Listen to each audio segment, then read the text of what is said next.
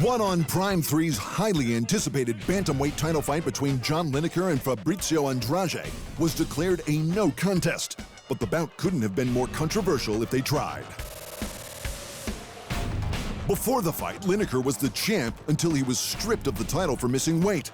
In the second round, his nose had already been reddened by his fellow Brazilian before he got a much-needed takedown.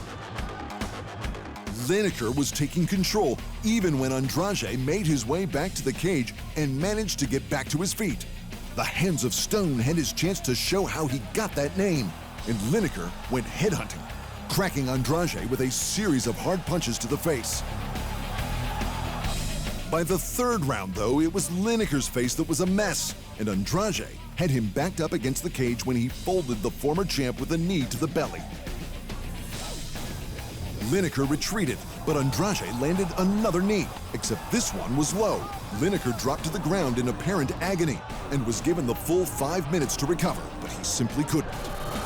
Watching the replay, you could see how perfectly timed and placed the first knee was. A blow like that is usually the beginning of the end, but the second knee was clearly low, and we expect a rematch for the vacant belt to be announced soon. In the co-main event, lightweight kickboxing champ Regian Eersel edged out Sinsamut Klinmi by split decision to capture the inaugural one lightweight Muay Thai world title. It was Eersel's first Muay Thai bout in 4 years.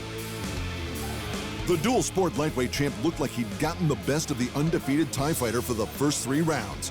In response, Sinsamut turned it on in the fourth, landing more heavy kicks and hands as he tried to take over in the championship rounds.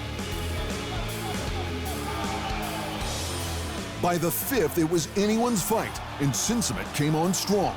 Eersel had been in title fights like this before, however, and he knew what to do. The champ stayed calm and began to smother Sinsamut with accurate and constant punches and low kicks, giving Sinsamut almost no chance to strike.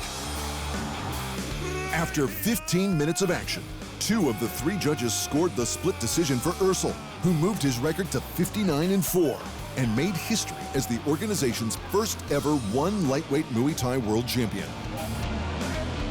And in the other inaugural title fight of the night, Kade Ruotolo submitted Uali Kurshev to become one's first ever lightweight submission grappling world champion.